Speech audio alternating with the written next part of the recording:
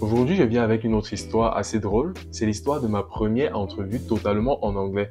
C'est la première entrevue en anglais que j'ai eu à passer lorsque je débutais ma carrière professionnelle au Cameroun. Ce n'était pas du tout facile. Je vous fais part des détails dans cette vidéo.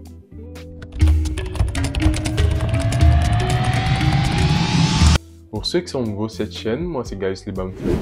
Jeune ingénieur logiciel originaire du Cameroun et actuellement basé à Montréal. Ici, je vous parle de nouvelles technologies, d'intelligence artificielle et de carrière. Si vous êtes intéressé par cette thématique, priez de vous abonner et d'activer la cloche de notification, sans toutefois oublier de laisser un pouce bleu à cette vidéo. Lorsque j'ai débuté ma carrière professionnelle en 2019 au Cameroun, c'était relativement facile. Parce que au tout début, lorsque j'ai débuté à Noueli, là on n'échangeait pas directement avec les clients. Donc, c'était nos boss qui échangeaient avec les clients et qui nous rapportaient tout simplement ce que les clients demandaient pour que l'on puisse travailler sur des tâches. Donc, ce n'était pas très compliqué comme ça l'aurait été si nous échangions directement avec les clients. Donc, ce n'était pas très compliqué, c'était un peu compliqué, mais pas autant que ça. Vu que l'on connaissait déjà nos boss, donc c'était plus facile d'échanger avec eux. Donc, on a travaillé de cette façon-là pendant pas mal de mois, environ 2 ou 3 mois.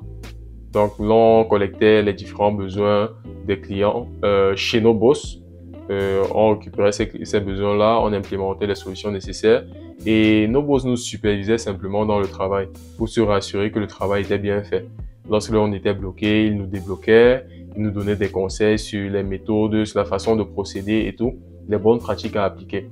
Donc, c'est ainsi que l'on a travaillé pendant un bon bout de temps. Mais maintenant, vu que l'entreprise devrait grandir, vu que nous-mêmes, nous devrions grandir dans notre carrière professionnelle, il était temps pour nous de pouvoir échanger directement avec les clients. La plupart de nos clients étaient basés en Italie.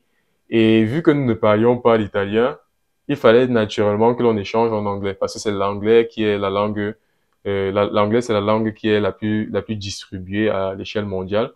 Donc, du coup, ce n'était qu'en anglais que l'on pouvait échanger. À ce moment-là, mon niveau en anglais était catastrophique. Je n'avais pas un bon niveau en anglais. Jusqu'aujourd'hui, je n'ai pas un très bon niveau en anglais, mais au moins, je me bats mieux qu'avant. Donc, imaginez-vous, si déjà aujourd'hui, mon niveau en anglais n'est pas si wow que ça, mon niveau en anglais, j'ai toujours de nombreuses difficultés, de nombreuses lacunes avec lesquelles je suis en train de me battre au quotidien. Imaginez-vous donc comment c'était en cette période-là. Je sortais fraîchement de l'école, je démarrais à peine ma carrière professionnelle. Donc, aspect anglais, ce n'était pas du tout la rose. Mais il fallait bien que l'on commence à s'introduire, à s'introduire de façon plus convenable, de façon plus directe dans des projets. Donc, je me rappelle ce jour-là où l'un de mes boss m'a contacté pour me faire savoir que j'aurais une entrevue dans quelques jours avec l'un de leurs clients. Et lorsque j'ai suivi que cette entrevue serait en anglais, j'ai commencé à paniquer. Parce que je me posais la question de savoir comment je vais faire pour échanger en anglais avec ce client-là. Ce n'était pas du tout évident, vu qu'à ce moment, je connaissais mon niveau était très médiocre, très très médiocre. Je n'avais jamais vraiment échangé dans une discussion complètement en anglais. Je n'avais jamais fait cela. Donc, c'était une première dans ce sens-là. Et en plus de cela, c'était une entrevue. Donc, j'avais vraiment peur. J'étais très paniqué. J'ai beaucoup paniqué durant cette période-là. Mais toutefois, il fallait bien que je passe cette entrevue. Je me rappelle donc que je me suis préparé comme je pouvais, côté technique. J'ai préparé un speech. Je me suis préparé comme je pouvais, même si je me suis pas préparé en profondeur. Mais toutefois, j'ai fait le mieux que je pouvais. Je me suis préparé pendant quelques jours et le jour de l'entrevue est arrivé. Je me rappelle ce jour-là, j'étais en salle. C'était un open space avec, j'étais là-bas avec mes collègues. Nous étions au nombre de quatre au total, en train de travailler sur nos machines. Lorsque l'heure de l'entrevue arrivait déjà, peut-être une heure en avant, une heure avant l'entrevue, j'ai pris mon laptop et je suis allé m'enfermer à la cuisine parce que je ne voulais pas que mes collègues m'entendent parler. Vu qu'ils se seraient certainement moqués d'une certaine façon parce que je connaissais mon niveau en anglais. Mon niveau n'était pas très bon. J'aurais certainement beaucoup bégayé. C'est la raison pour laquelle j'ai préféré d'abord prendre ma machine et aller m'enfermer dans la cuisine. J'ai fermé la porte, j'ai bloqué à clé. Je me suis assis sur la table à manger là-bas en attendant l'heure de l'interview. Parce que je ne voulais pas que mes collègues m'entendent parler. parce que ça augmenterait davantage une pression inutile sur moi. Donc, j'ai fait cela, j'ai fait de mon mieux pour me concentrer, j'ai fait quelques révisions et l'heure de l'interview est arrivée. C'est comme ça que j'ai commencé à échanger avec le monsieur. Je vous assure que c'était catastrophique.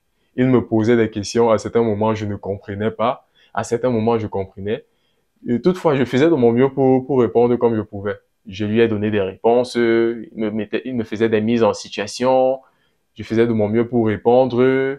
Lorsque je ne connaissais pas la réponse, je lui faisais savoir cela. Donc ce n'était pas du tout facile, à cause certainement de la barrière de la langue. Donc on a passé cette première entrevue-là et on s'est séparés. Bon, le soir là, j'étais assez stressé parce que je n'étais pas content de ce que j'ai fourni comme rendement durant l'entrevue. Donc, il était question pour moi d'attendre le retour de ce client-là. Quelques jours après, mon boss m'a fait savoir que le monsieur leur a dit que je n'étais pas, ma prestation durant l'entrevue n'était pas très satisfaisante.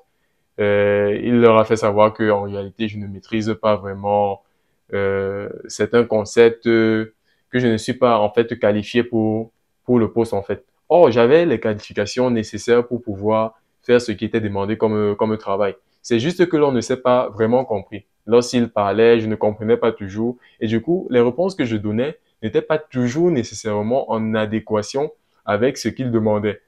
Donc, il y avait cette barrière linguistique-là. C'est comme ça que mes boss, vu que mes boss savaient quand même que j'avais un certain niveau, mes boss me faisaient confiance. Ils ont fait savoir à ce monsieur-là qu'en réalité, non, c'est probablement le facteur de la langue qui a fait défaut. Que ce serait mieux que l'on refasse une autre entrevue en français. Heureusement pour moi, le monsieur parlait aussi le français. Le monsieur a dit OK, il a été assez compréhensif.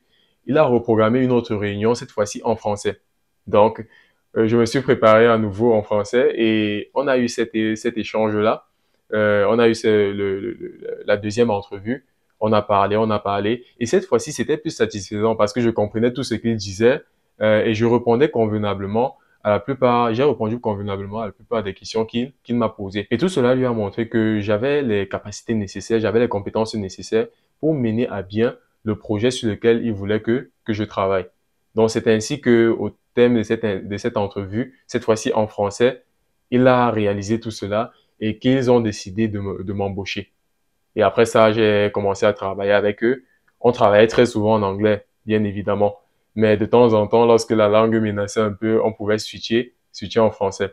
Donc, ce n'était pas du tout évident. C'est ça la première expérience que j'ai eue dans une entrevue totalement en anglais.